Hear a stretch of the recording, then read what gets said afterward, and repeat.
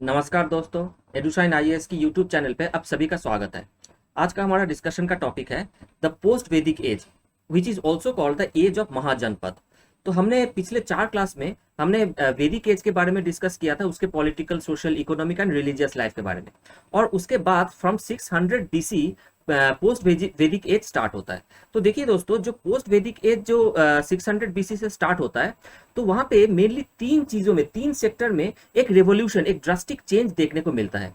एक पहला है कि political, in a political sector में हमें ये देखने को मिलता है कि देखिए, स्टेट फॉर्मेशन तो स्टार्ट हो गया था लेटर वैदिक एज से ही, लेकिन empire formation, strong dynasties did not come during the later Vedic age, which had started to arrive during the post Vedic age, which is also called the age of Mahajanpad।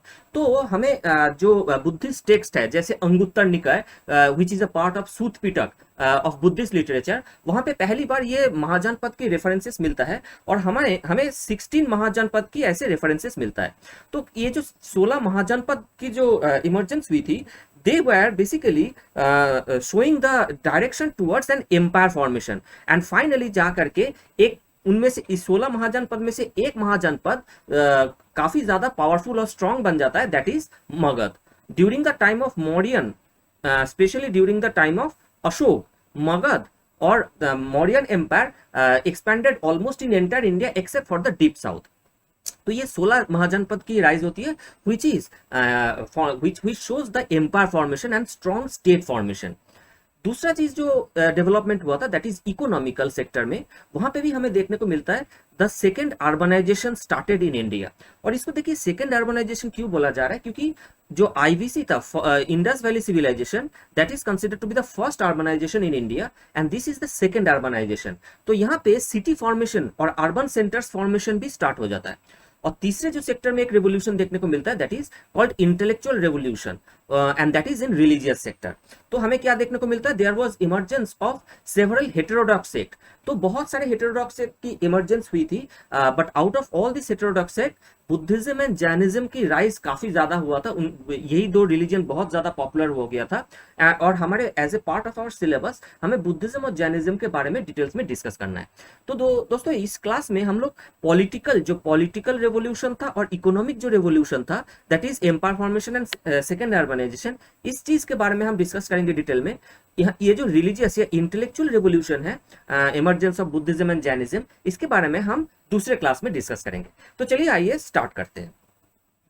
तो देखिए दोस्तों, with regard to the economic revolution, that is second urbanization in India.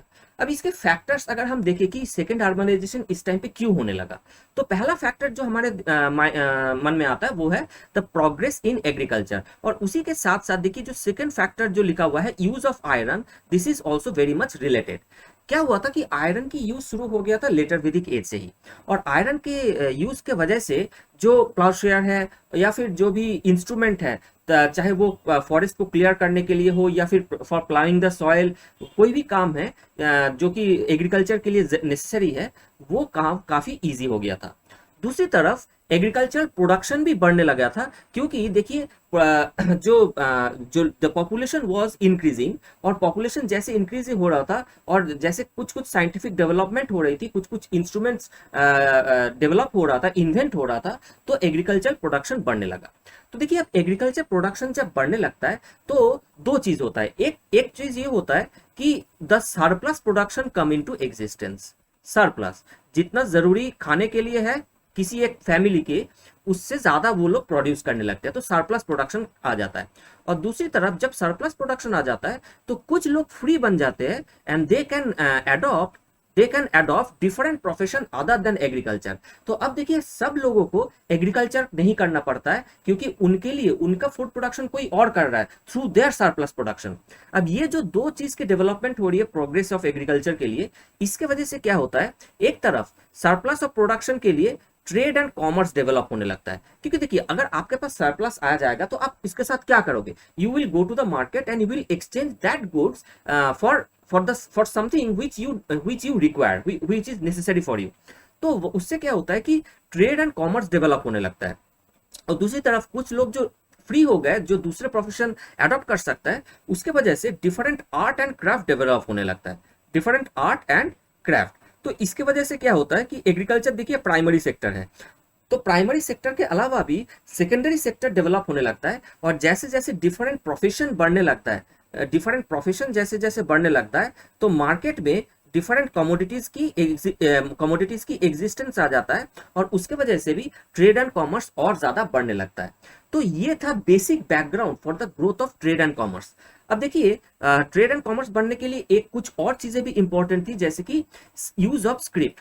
देखिए during the entire वैदिक period हमारे पास script नहीं था, और इसीलिए हमें क्या देखने को मिलता है, जो वेदास थे, the Vedic literature, the Vedas is also called Shruti. क्यों? क्योंकि ये सुन सुन के याद रखा जाता था, और क्योंकि ये इसका कोई लिटरेरी कोई टेक्स्ट नहीं था, as there was no script.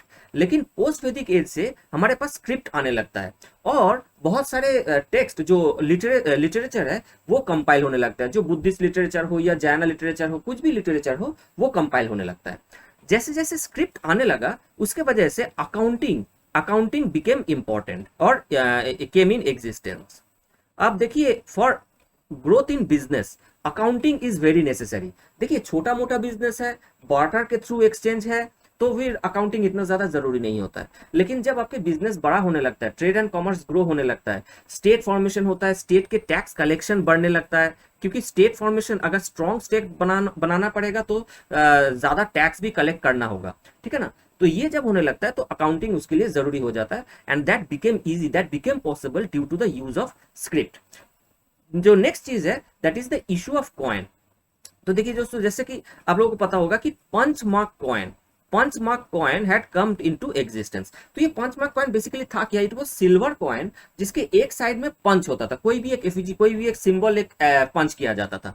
तो जब कॉइन यूज होने लगा, कॉइन इशू होने लगा, तो जो मोनेटाइजेशन ऑफ द मार्केट है वो भी बढ़ने लगा। अब देखिए कॉइन इशू कौन करता है, कॉइन इशू करता है स्टेट।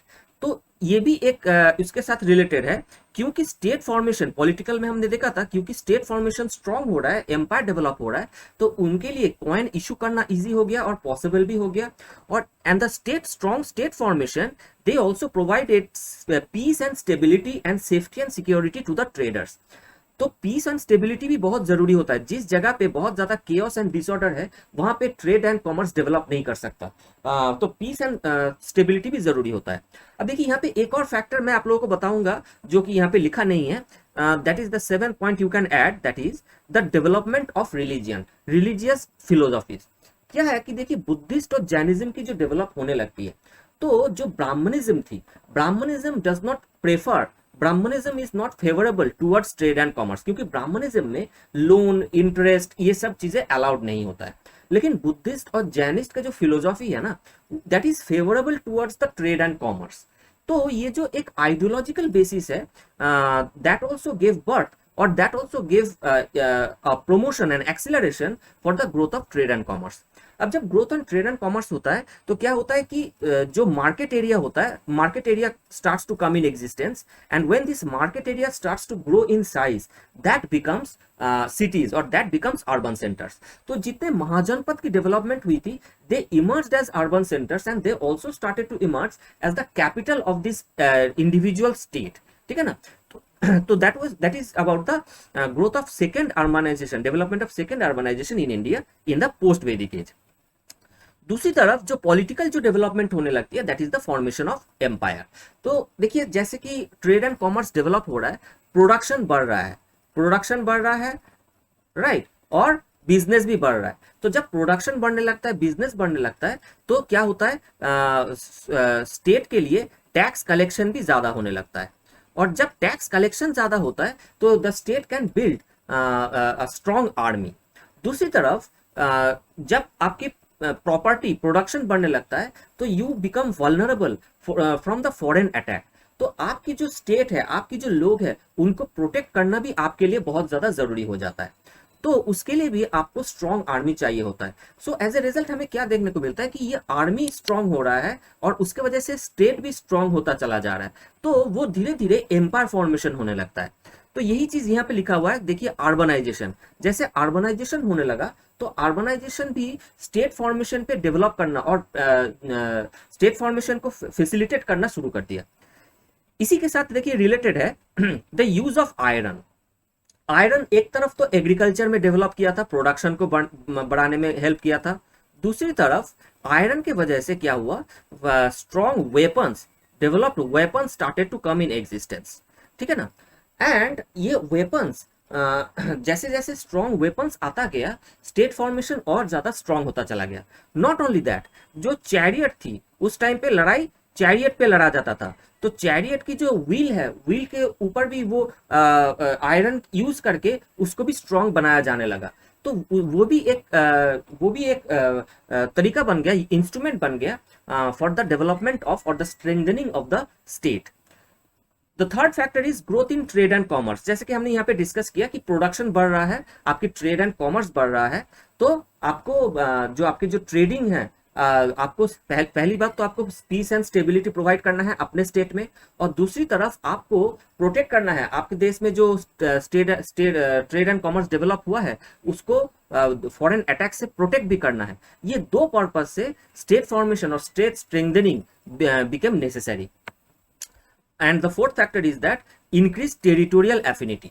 टेरिटोरियल एफिनिटी देखिए लेटर वैदिक पीरियड में ही स्टार्ट हो गया था, और पोस्ट वैदिक एज आते आते ये टेरिटोरियल एफिनिटी काफी बढ़ गया था, क्योंकि द सिविलाइजेशन वाज प्रोग्रेसिंग, और जैसे प्रोडक्शन बढ़ रहा है लोगों की लाइफ भी और भी ज्यादा सेटल्ड होता चला जा रहा है, और जब लोग कोई भी आदमी जब जहाँ पे प्रोडक्शन करते हैं तो वहां पे वो सेटल होते हैं, है ना, तो लोगों की टेरिटोरियल एफिनिटी बढ़ने लग गया था। तो जैसे लोगों की टेरिटोरियल एफिनिटी बढ़ने लगा था, तो स्टेट फॉर्मेशन को, स्टेट को भी उसी तरीके से इवॉल्व होना पड़ा, और स्टेट को भी अपने टेरिटोरी को एक्सपेंशन की तरफ ध्यान देना पड़ा, राइट। तो यहाँ पे हमें देखने को मिलता है जितने भी पोस्ट वैदिक एज में स्टेट फॉर्मेशन हुई थी, they all started to focus upon expansion of their territory. तो ये जो स्टेट फॉर्मेशन हुई थी इनमें से बहुत सारा मोनार्कियल स्टेट था और बहुत सारा रिपब्लिक स्टेट था, जैसे Malla and Vajji, this is the example of republican state. लेकिन बाद में चल के हमें ये देखने को मिलता है कि रिपब्लिकन जो स्टेट थी उनकी कुछ इनहेरेंट वीकनेस थी, जिसके वजह से मोनार्कियल जो स्टेट था that started to become more important, that started to become dominant. और उनमें से बहुत सारे इंपॉर्टेंट थे, जैसे वैशाली, राइट, अंग, मगध, ये सारे बहुत सारे स्टेट बहुत ही स्ट्रॉन्ग था। आउट ऑफ ऑल दो states Magadh emerge the most victorious and most powerful, ठीक है दोस्तों। दूसरी तरफ देखिए एक रिलीजियस फैक्टर यहाँ पे भी बताया जा सकता है कि देखिए जो मगध की डेवलपमेंट हुई थी, और मगध में जो डायनेस्टीज आए थे, जैसे हिरण्यक डायनेस्टी, राइट, और शुंग डायनेस्टी, फिर नंदा डायनेस्टी, फिर Mauryan dynasty, all this dynasties had I mean promoted, जिनमें नंदा डायनेस्टी तो नहीं, लेकिन बाकी जो तीन डायनेस्टी है, जैसे Mauryan, Shunga dynasty and Hiranyaka dynasty, they had promoted and adopted Buddhism. तो ये जो रिलीजियस या इंटेलेक्चुअल एक डेवलपमेंट हो रही थी, ये भी एक स्टेट फॉर्मेशन में हेल्प किया था। तो दोस्तों इस क्लास में आज तक इतना ही, मिलते हैं हम लोग नेक्स्ट क्लास में।